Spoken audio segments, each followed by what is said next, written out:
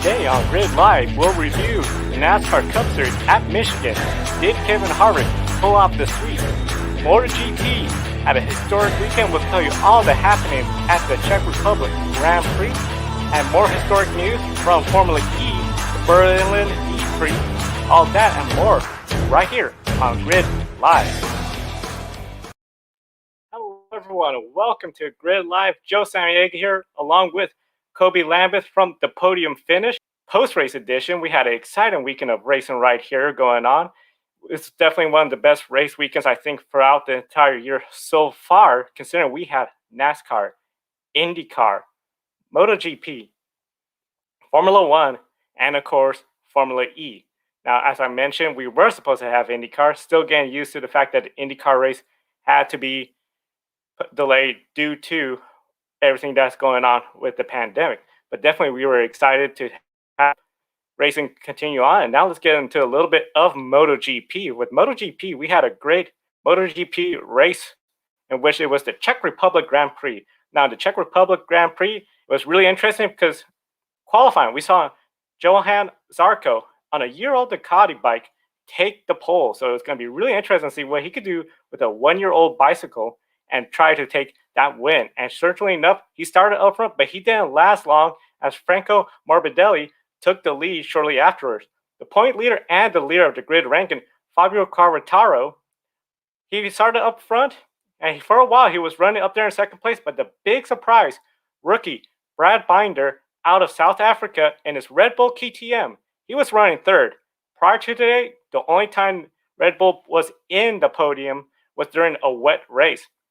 During that wet race, they were on the podium. Brad Binder was looking to give them their first win. And sure enough, he got around Fabio Quartararo to take second place. Later on, we saw his teammate, Paul Espargaro. He got around Fabio as well. That put both KTMs on the podium. Then Johan Zarco, he also got onto a round two. But after he got around Fabio, we then had an issue in which Espargaro and Zarco made contact. Now, the contact did put the other KTM out, so two KTMs on the podium was not going to happen, but definitely we saw essentially the race continue on, and then the lone KTM went on and took the lead from Franco Morbidelli. With that lead, it was a really game-on effort from there, and with the game-on effort, we saw a lot going on, so it's definitely a good amount of racing. One of the big things we saw in the back of the pack, Valentino Rossi, he started in 10th place. He came all the way up to 5th place. It was a really amazing effort to see what happened. And the racing action was just good all the way through to the final lap in which, surprise, surprise, Brad Binder and the KTM Red Bull took the win. Now, with that win, it was a really big effort for Red Bull Racing. KTM, looking at the top 10 right here, you can see Brad Binder, he took the lead and then just never let go. Franco Morbidelli, Johan Zarco, Alex Rin, Valentino Rossi, Miguel Oliveira, Fabio Quartararo round out the top 7, and then of course you can see the remainder of the top 10. So it was definitely a really exciting race. I know when it comes to MotoGP, you can never anticipate anything going on in which it was just business as usual. Of course, it hasn't been business as usual for the MotoGP due to the fact that we've seen Marc Marquez has gone out of the race. And one of the big things I know is with Marc Marquez out, that means it's going to be wide open competition. So we saw a lot going on with the MotoGP race. Now, sure enough, we were very excited to see the race, and definitely I know we're excited to see that Kobe Lambeth is back from the Podium Finish. Kobe, how are you doing today? I'm doing good, and I wanna apologize to you and all of our viewers. As soon as we went on the air, something really crazy happened with my internet, and it just completely went out. It's really strange. I understand I have a new laptop and setup right here, but I really don't have any clue what happened. But I'm just glad to be here right now. Hopefully, I'll make it the rest of the show without any more technical difficulties. And Joe, wait, what do you think of the? Now that I'm here, I guess we're on the subject of MotoGP, and what do you think of the crash that occurred earlier in the race? Oh, it was something else where it definitely looked like having the two KTMs up there we're going to get both KTM's in the podium. But then Espargaro, it seemed like he started to go a little antsy, started to go a little wide. And sure enough, that was an issue where he just started to seem like he was nervous. Getting up there, he went a little wide. Zarco tried to go for the gap. And then, sure enough, we saw that wreck occur. So it was definitely something where, at the end of the day, for KTM, it could have been really good. It could have been a nice to have that 1-2 finish. But certainly enough, it was just the case where with the racing, I think it's just a little bit of nerves, especially since KTM was still looking for their first podium. Yeah, certainly. It was a crazy finish, not like MotoGP last year. What caused the shakeup? Definitely, I think what caused a little bit of the shakeup might be some of what we saw during the off season because of the pandemic. One of the big things the FIM MotoGP did that it was very different from other series, the fact that we saw what looked like what a lot of teams are calling essentially a bailout for the smaller satellite teams. A lot of teams call it a different item, but essentially what we saw was the FIM, MotoGP, and the factory teams all agree that with the current shutdown from the pandemic, the smaller teams all received some additional funds to keep going. Sure enough, we see Honda, they're struggling. Mark Marquez, they're really struggling as well too, especially since he's out. So it was a big thing where now we're seeing the satellite teams, maybe that boost of funds that kept them going allowed them to start looking into more ways to improve the performance. Because sure enough, we saw a year-old bike up front. It was definitely one of those things where, Yamaha, Valentino Rossi was fifth.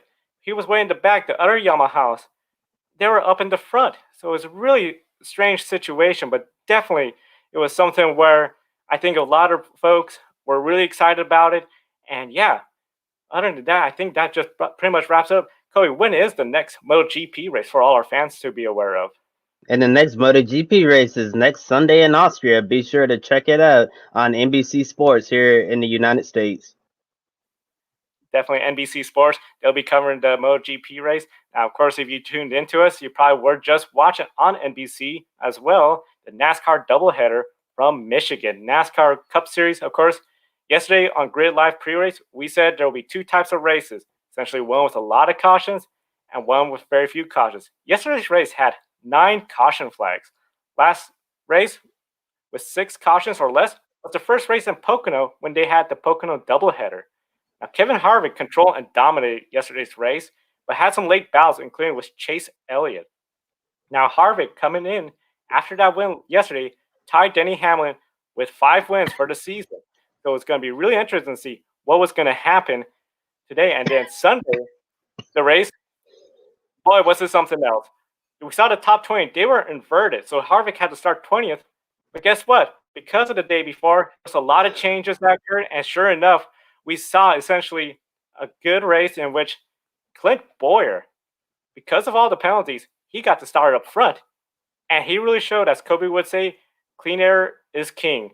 He took advantage and he went on to win stage 1. Stage 2, Kyle Busch, he got the lead from the pit stops, but Kevin Harvick, he took the lead and he didn't let go. Stage 2, all Harvick.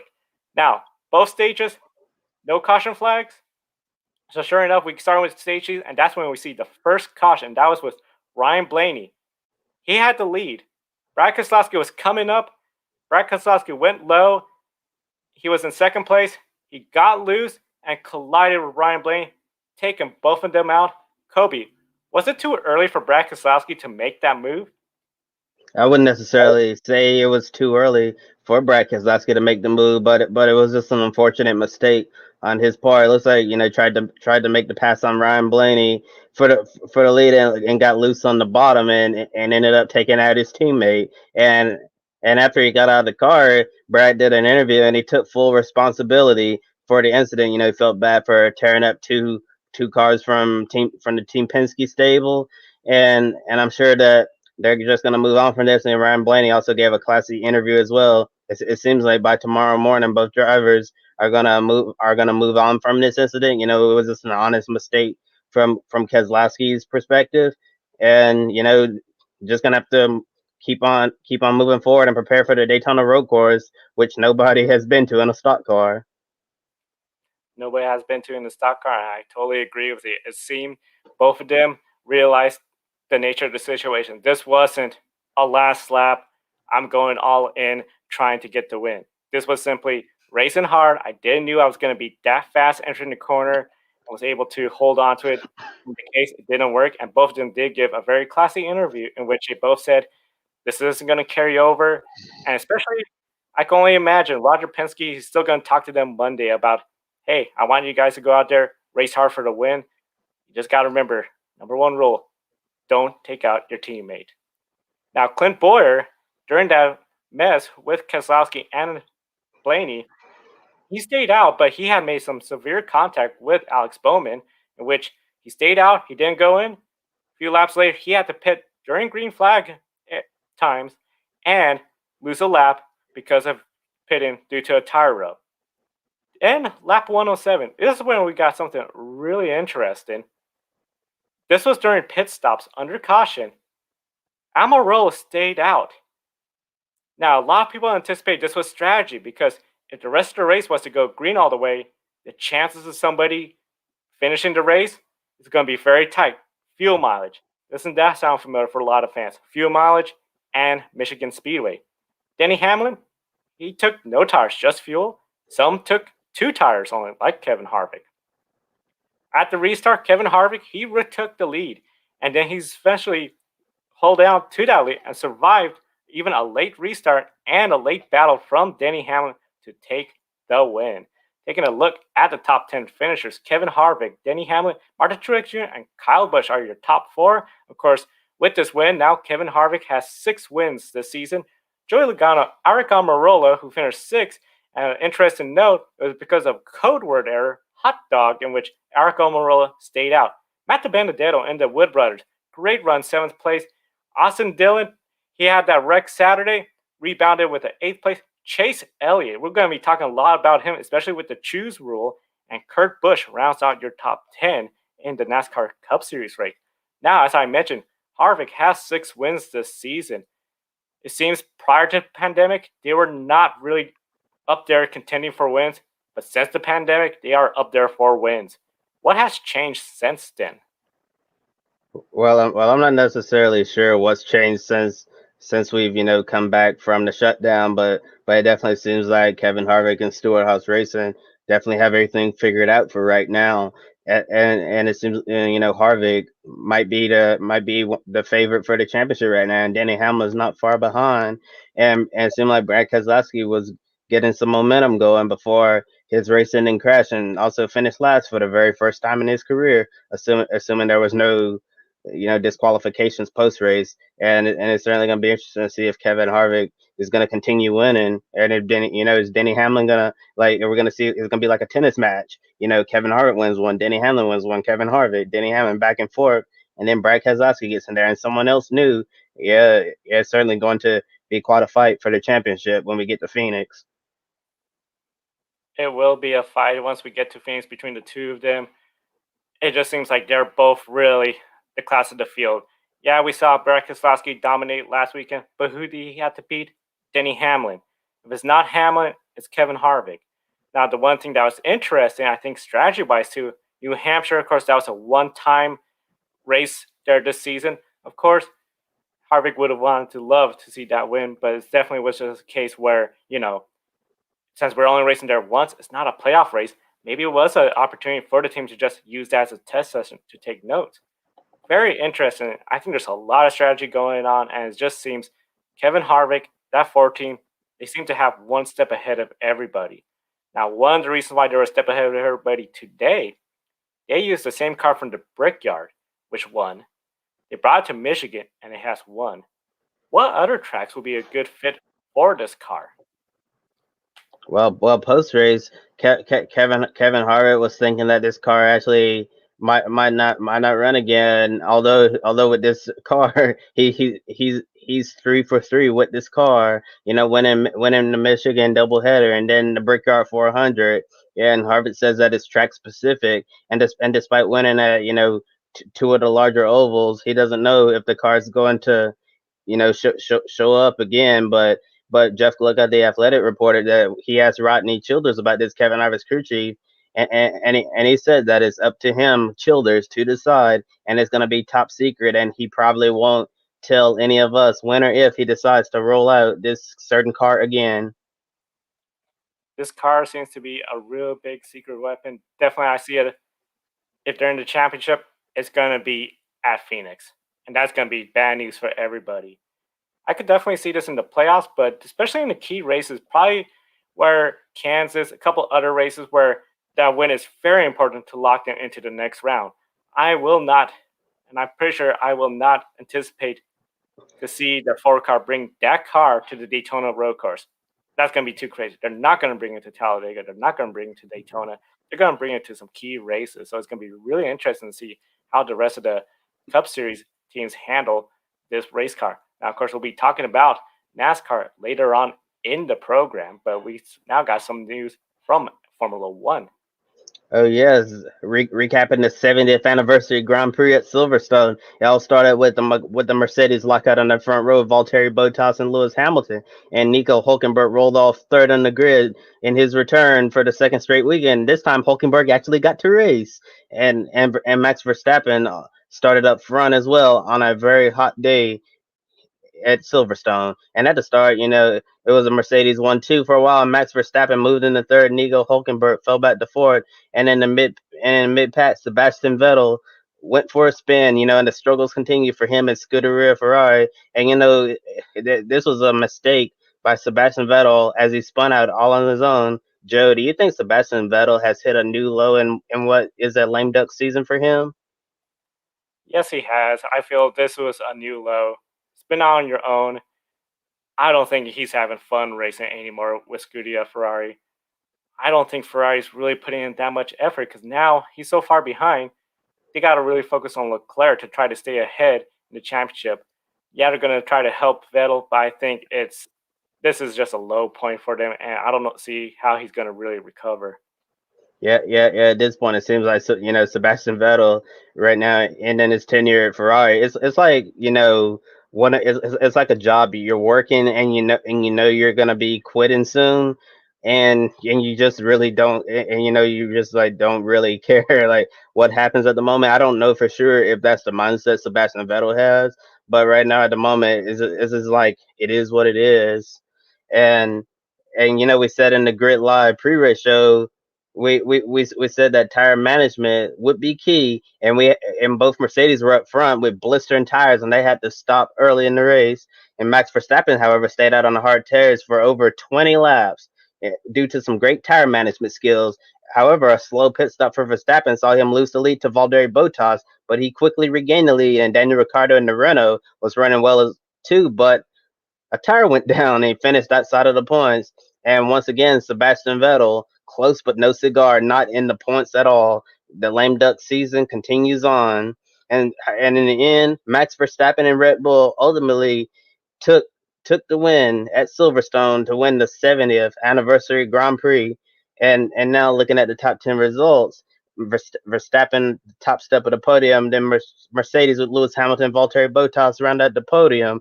Charles Leclerc, the best Ferrari driver, fourth. Alex Albon, a great recovery drive to finish fifth. Lance Stroll sixth, and then his teammate Nico Hulkenberg seventh. Esteban Ocon eighth.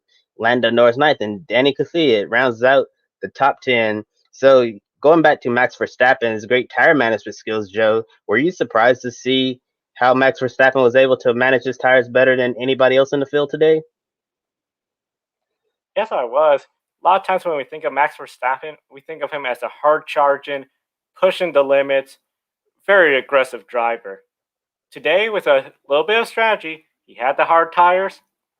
We saw him take care of those tires. He didn't push hard. A lot of people were anticipating, okay, he's going to come in some time, especially after the Mercedes did. He stayed out, and then when the Mercedes, hey, our tires are not looking that good, and Max got on the radio and said, "All good here. My tires are feeling good." That really amazed me, and I think this was really great to see Max Verstappen as he's still improving as a driver to manage his tires. If he could become somebody to manage his equipment, like the tires really well, continue racing really hard when he needs to, it's going to be a really hard season for everybody. He's still going to have to try to beat Mercedes, but he's going to be really tough to beat.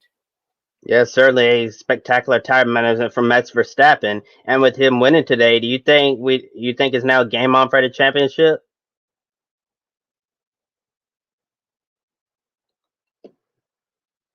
Head with essentially the Mercedes. It's still going to be game on with them because with Mercedes, they are really good, but they still have some weaknesses, some flaws. This is motorsports. This is one of the hardest sports to dominate.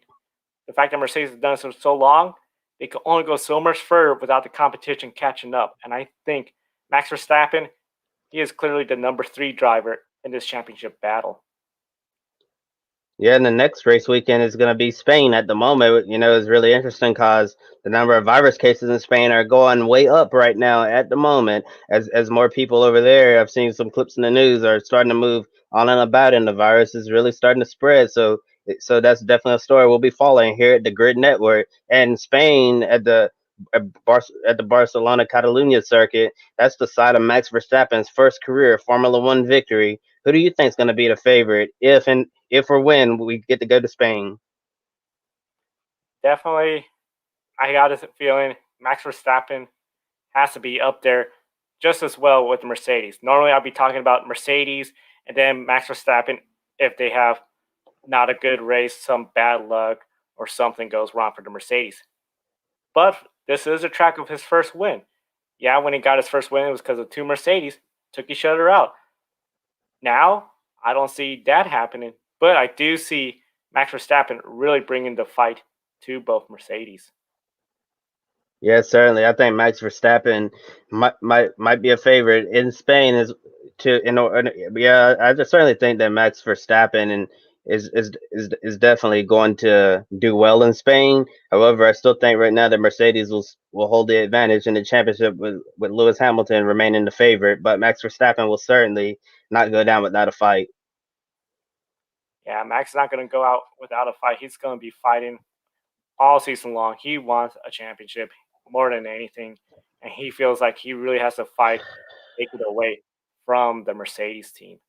Now, speaking about the championship, of course, NASCAR, they're getting very close to their playoffs, and already we're seeing how some rule changes are going to be a big factor when it comes to the playoff. When we talk about rule changes, Michigan this weekend was the first race with the choose cone rule. NASCAR's calling it the choose rule. They don't have cones out there, but a lot of you fans, especially in the short tracks, you know this rule where the drivers get to select which lane they want. And we talked about this on Grid Life pre-race, in which case you could see a driver from fifth place go into that less preferred lane. And we saw that Saturday. Chase Elliott, he was fifth in line, but when it came to choosing, he was the first one to take the inside lane, and he got the lead and was up there for a while, finishing in the top four. Clearly, had he been in the traditional lineup, he would have been in the third row. But this really gave him a big benefit to go forward to win. And we saw other drivers like Bubba Wallace on Saturday take advantage of this new rule. Kobe, what are some of your initial thoughts about the choose rule?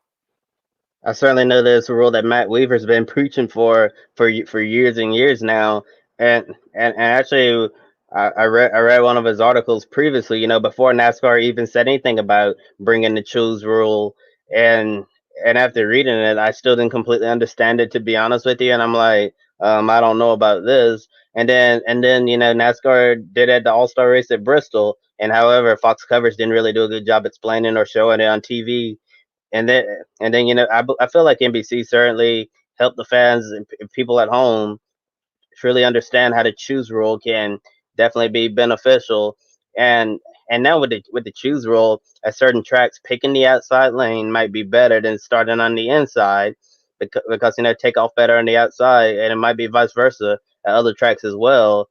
And also the choose rule, it could be great for somebody who was leading the race prior to coming into the pits, And if you have a slow pit stop and lose multiple positions, it might not necessarily be the end of the world for you. So now making costly mistakes on pit road at these choose at the tracks that we're going to be using the choose rule at, it might definitely make a late race mistake on pit road might not be as costly as it would without the choose rule. Yeah, without the choose rule, a costly mistake, you're way in the back. Yes, it'll be a gamble to go in that less preferred lane. But as Chase Elliott proved, and we've seen other drivers, if you could have a good restart, you're up there. The big thing with Michigan, it came down to who was the person behind you pushing you. That was a lot of pushing. That was a big thing that made it where that inside lane really it wasn't the place to be. But if you went there and you had a good pusher, you could go from fifth to first, like Chase Elliott improved.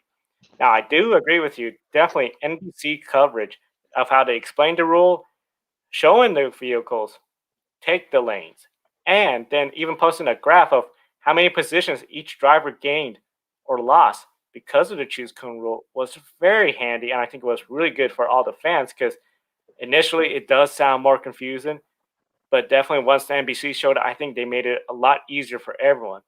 Now, another rule that does sound more confusing is essentially next week we have a new system for the starting lineup. No longer is it the random draw. Now it's a system where we take into effect your last result, your position in the points, and your fastest lap. It's all going to be essentially weighted different factors.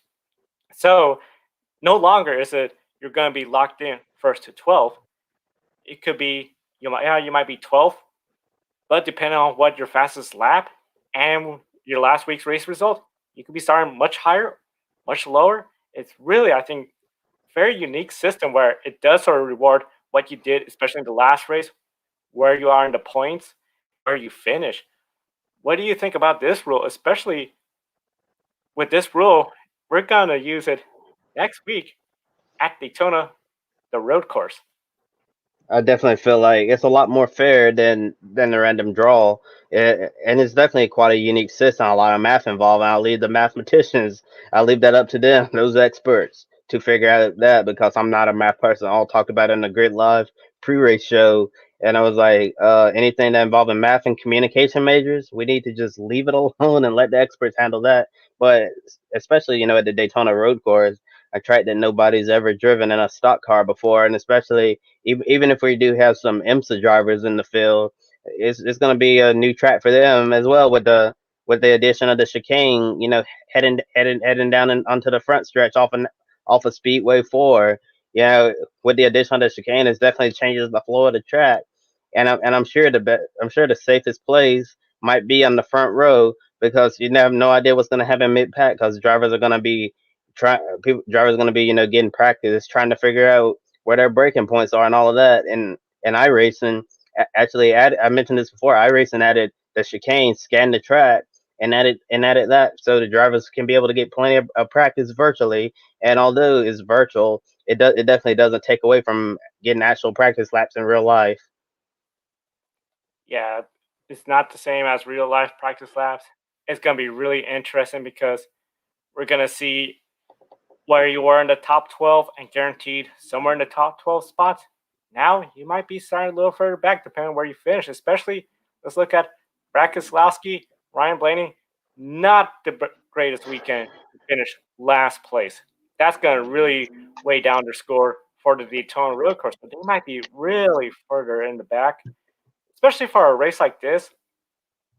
Typically, when we come to a new track, like when we came to Texas the first time, we see the challenges of establishing multiple grooves. It's usually a one groove track, so starting up front is really critical. With this one, this is a track no driver has been in, as you mentioned. It's going to be a track where only the simulators and you cannot, your efforts for a qualifying lap to start up front, that's not happening. So when they take the green flag, that's the first time. How critical do you think it's going to be next week to start up front for the Daytona road course? Oh yeah, as I just mentioned, I feel like that starting on the front row is going to be the safest place, and I feel like the most dangerous place is probably going to be mid pack towards the very back, because a lot of these people, I mean, well, a lot of drivers haven't been to this track, and it's certainly going to be a new experience for everyone.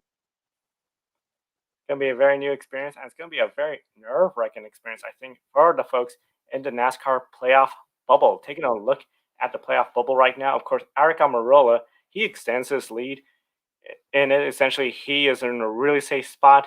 We have 3 races to go. Well, excuse me, 4 races to go in the playoffs. So as long as he doesn't have any serious bad luck, he's going to be up there. Then we get down to Clint Boyer.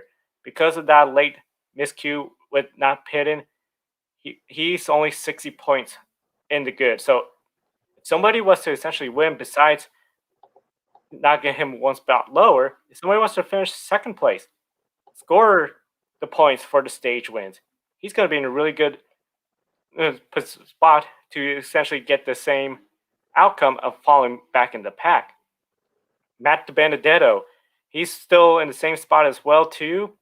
He knows he has to do well, but then William Byron, 26 points to the good now. And then the big shock, because of this weekend, Tyler Reddick fell down to 19th. Eric Jones moves up to 17th after a pretty good weekend there.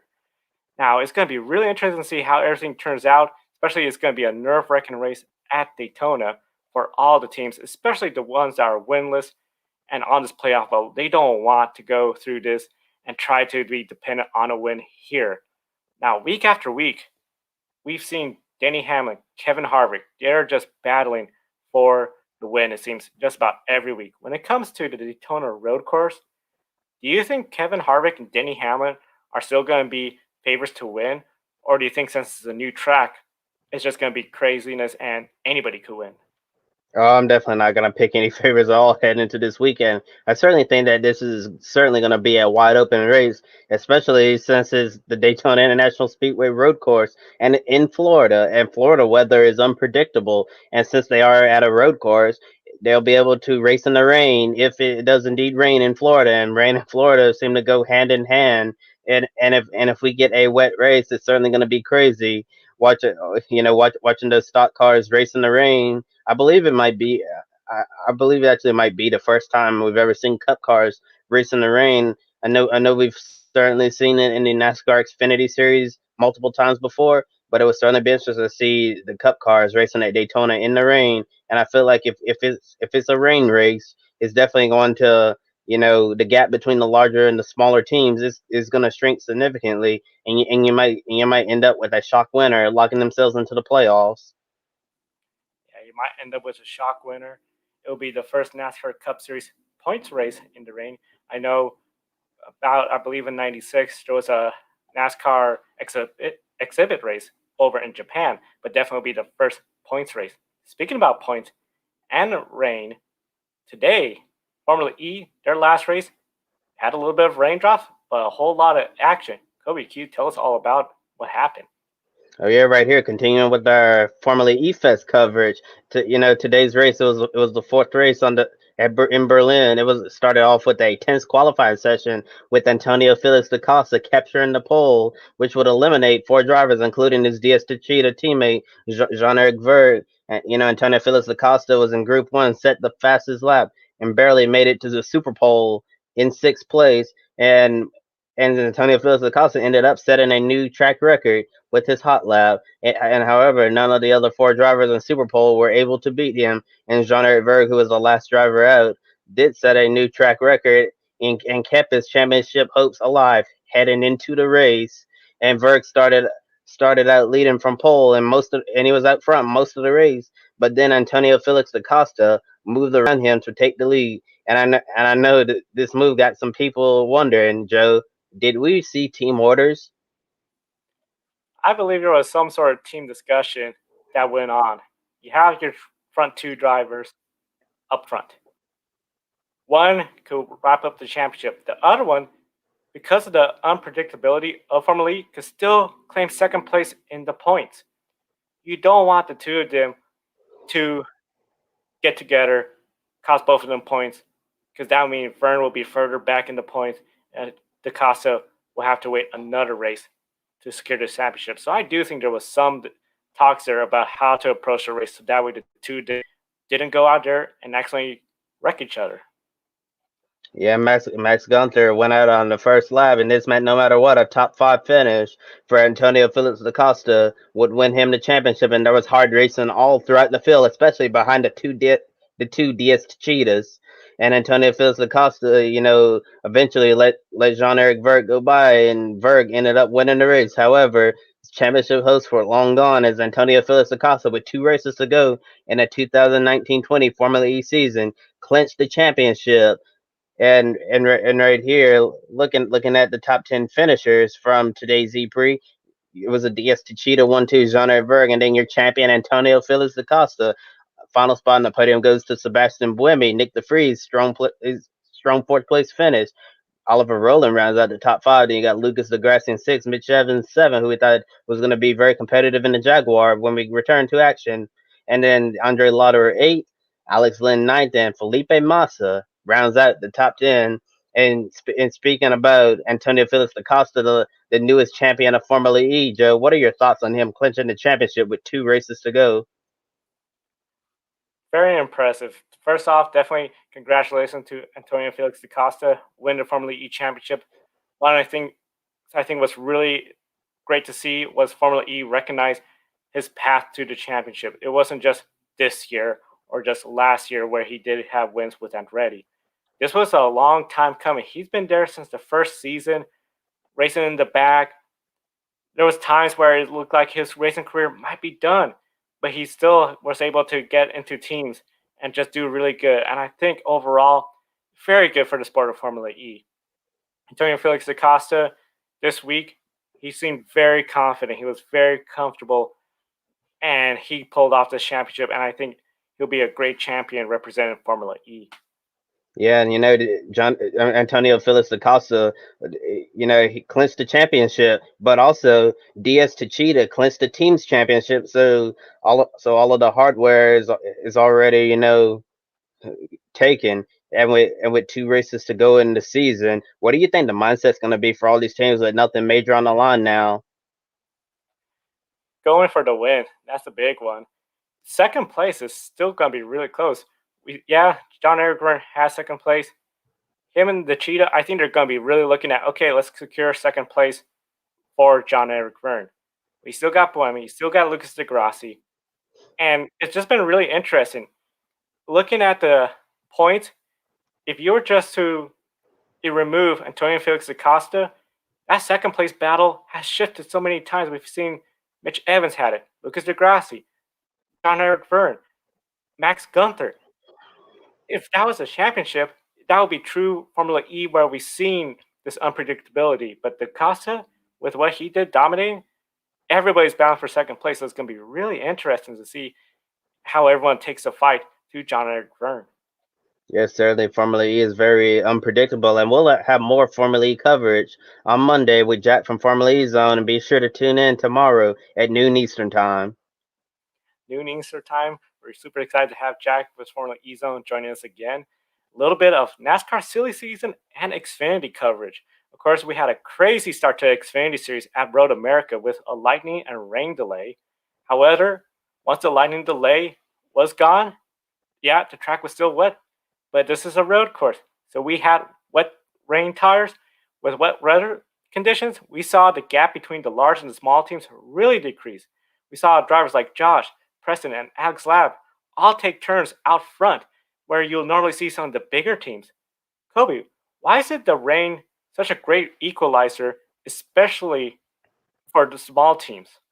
Because, yeah, it's certainly a great equalizer, like you mentioned. It was really crazy seeing Josh Balicki and Preston Partis, swapping spots for the lead, and then here comes Alex LeBay in the 90 as well, getting in the mix, and in the rain. Drive a lot of drivers don't actually have a lot of experience of racing in the rain, kind of like skating on thin ice, but especially when you have these drivers who have a lot of experience on road courses, and if you have lots of experience on road courses, there there's certainly a high chance that you've actually have experience of racing in the rain, and also is also a major difference in the rain versus on a dry track, because in the rain the advantage of the motor on the straights is also not as big, and as we saw on a dry track, the drivers who drive for the smaller teams who were up there battling up front in the ring.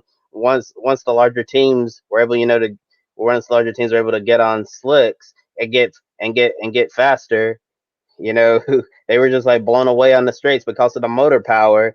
And certainly heading into the Daytona Road Course next weekend, I'm sure some of those smaller teams will be hoping for rain, especially if they have them a road course ringer behind the wheel. Yeah, especially since the Cup Series, Xfinity Series, Truck Series, they mostly run on ovals. They don't run them on the rain.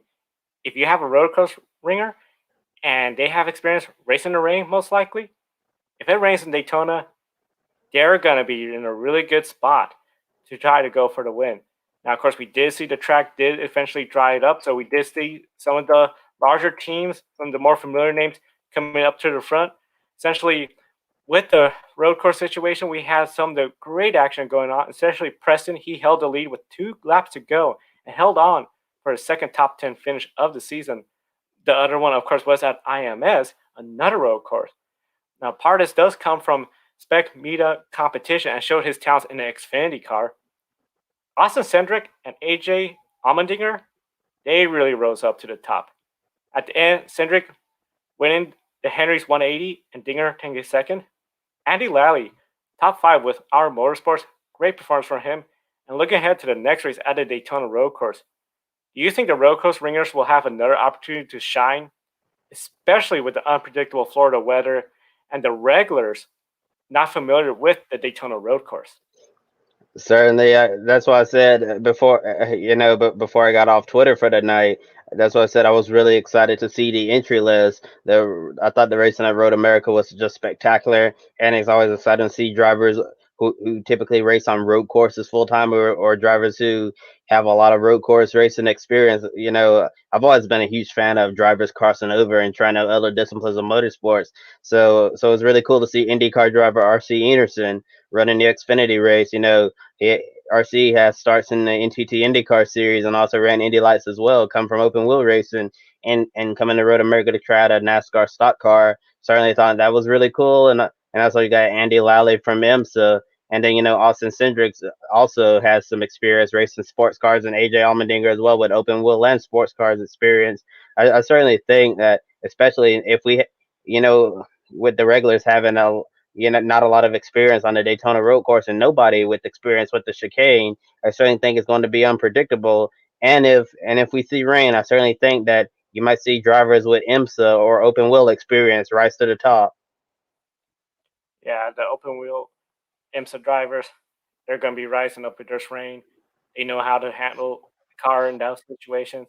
And it's going to be really interesting race. It's going to be really crazy to see all the happenings at the Daytona Road Course. Now, a little bit of some silly season news. NBC Sports, yesterday they interviewed Bubba Wallace. And Bubba teased us about some big news on the horizon. Now, of course, later on this morning, we saw Bob Pockris on Fox Sports reported that Wallace already has an ownership stake at Richard Petty Motorsports. Later on, Marty Snyder of NBC Sports reported that Chip Ganassi Racing had made an offer to Bubba Wallace to drive that 42 car. Now, also on the short list, of course, there is Rick Hendricks, 48 Ally Chevrolet. Bubba has a lot of options. Would you agree with that, Kobe? Yeah, certainly. Bubba Wallace has a ton of options right now. I think like for the first time in his career, Bubba Wallace, it's pretty much solidified that he is going to be on the grid full time next year somewhere. Is maybe a return to Richard Petty Motorsports, try to get some big time sponsorship, help improve that program. Maybe slide into the 48 car and replace Jimmy Johnson. Or the 42 car, which is going to be available next season as well. It's certainly going to be a tough decision for Bubba Wallace because it's like Richard Petty Motorsports gave me my big break to be in the NASCAR Cup Series, and it didn't really start off the best, but we've been getting better, improving the program, and and if we get this big time sponsorship and keep this group together that just keeps improving, like how far can we go? Can we become a playoff team and bring the Petty name back to his glory days, or or do I go to an organization that already has fielded more competitive cars with way more competitive cars like with Hendrick Motorsports, and replace the 7-time NASCAR Cup champion Jimmy Johnson and have the sponsorship support from Ally Financial yeah, that would certainly be something to see Bubba Wallace replacing Jimmy Johnson in the 48, and also Chip Ganassi Racing. Understand, Bubba Wallace and McDonald's already have a relationship. McDonald's has sponsored the 43 car in the past. I mean, the 42 car. Yeah, the 43 car in the past. Got a little mixed up right there. But yeah, and also to hear that Marty Snyder reported that Ganassi had offered that Bubba a contract to drive the 42 car. It's certainly a lot of options for Bubba Wallace at the moment, and I definitely don't envy being him right now because it's a really, really tough decision. A very tough decision, and I know it has to be a lot of factors to be weighing in, especially if you're in Bubba. The 43 car, Richard Petty, he gave you the break. They didn't have the greatest equipment, but now they're really rising up, especially ninth place Saturday. Great effort by that team. But of course, you got to look into the big picture. Well, the 42 car, you got Nasty Racing. He has championships, especially in the IndyCar series. Yeah, he's still missing that one in the Cup series, but he has wins at Daytona 500, Brickyard, Coca Cola. That's potential. And then, of course, you mentioned McDonald's, which, interesting enough, McDonald's, they have been on that 42 car and that 43 car this year. So it'll be really interesting. I know there's a lot of fans that love to see Bubba Wallace continue to stay in that 43 car. It'll be different to see him in the 42 car, but of course, as we all know, as NASCAR fans, that's just part of the business. Drivers change.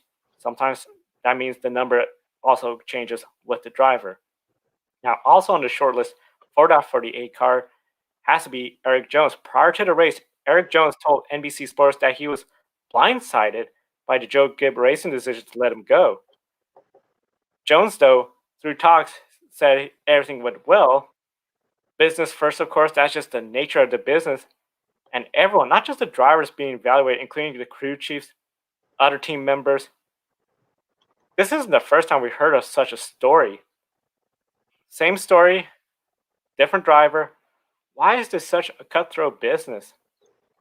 Because it's not necessarily like what have you done in the past. It's what have I done for you lately. Yeah, Eric Jones he won the Coke Zero Sugar 400 at Daytona, and also won one of the Crown Jewels Southern 500, and also won the Clash at Daytona at the beginning of the 2020 season. Well, yeah, yes, Eric Jones has had success in the 20 car, some success, but he hasn't had the same level of success yet as Denny Hamlin, Kyle Busch, and Martin Truex Jr., three of his more experienced teammates. And sure, when everybody else within your organization is performing, at a high level, and then you're like a step below them, people are definitely going to be talking. And as you mentioned, it's certainly a cutthroat business. It's not just the drivers that are fighting for their jobs. There's also going to be crew chief and other members of the team as well. And right now, it was really unfortunate to hear that Eric Jones felt like that he was blindsided by this decision because he thought things were actually going well between him and JGR. He might have thought that there was a good chance that he would return next year. But you know what, Levine Family Race announced that you know what's happening to them at the end of the sport. Bob Levine's going to be getting out of the sport, and his team's been sold to new owners. It pretty much seemed like Christopher Bell was destined for that 20 car, and I'm sure that's going to be made official very soon within the foreseeable future. Yeah, that news from Levine Family Racing closing up, Christopher Bell, I felt that really pushed to where Joe Gibbs Racing had to make such a business decision. Surely, if the two teams would have kept going, we could have seen Eric Jones stay in that 20, or maybe even a reverse where Eric Jones will be in the 95 and Christopher Bell in the Joe Gibbs 20. That wasn't the case, though, because with this situation, somebody has to go, and unfortunately, that was Eric Jones. Now, of course, definitely it's going to be really interesting to see how everything turns out. We'll be following all the silly season news, not just in NASCAR, but of course, Formula E, all of the series. All the series are going to have long off seasons, and we're going to be following all of them to see what happens for next year. Yeah, certainly a lot of things are going to be happening, and speaking a lot of changes. And speaking of changes, we had the fifth league change for the grid ranking that took place today. Fabio Quartararo, who finished seventh place, and unfortunately, that dropped his score after winning the first two races of the MotoGP season. And we got Antonio Felix da Costa in second place, the highest a former E driver has ever been in the grid ranking. and Lewis Hamilton maintains a spot in the top three. And Joe, do you think that Antonio Felix da Costa, is it possible for him to remain in the top 10 of the grid ranking? It is possible. It's really interesting because, especially with the grid ranking, one of the big things we see is we don't see a whole lot of Formula E drivers finishing up there.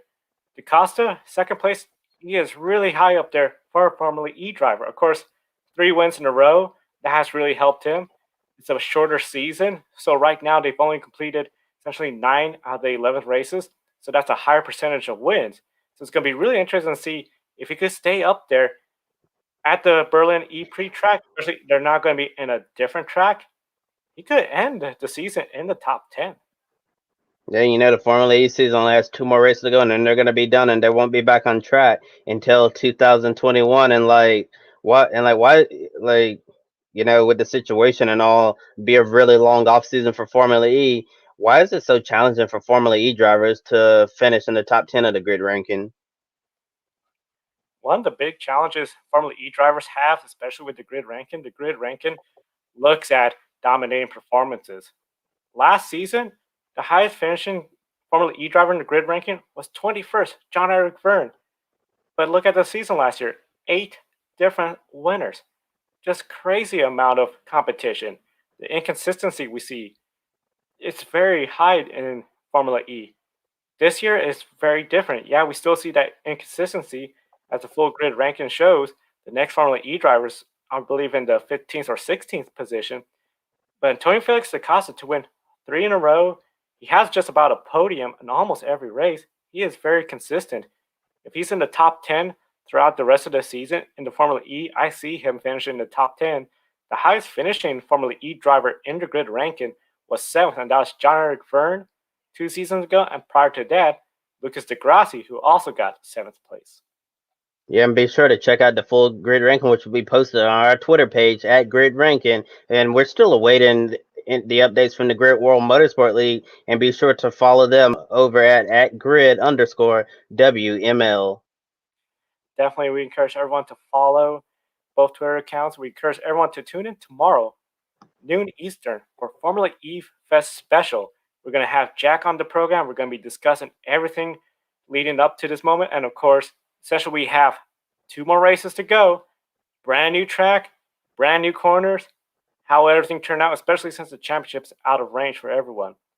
Wednesday, we're going to have our Grid Tonight, our weekly news program, and we're going to review the first day of practice at Indianapolis Motor Speedway. Of course, opening day for the Indianapolis Motor Speedway. We're going to be covering everything going on the month of August. So strange to not say the month of May, but the month of August. And Friday, we conclude with Formula E Fest. As they end the season out, we're going to be discussing about the end of the season, the last few races, and then next season. It's going to be one of the longest off seasons that we ever had. For everyone watching, we encourage everyone, please click on the like button, subscribe to us on YouTube. Definitely show your support for the Grid Network. We're happy to bring all this coverage always to you, the fans. For Kobe Lambeth from the podiumfinish.net, I'm Joe Sandiego.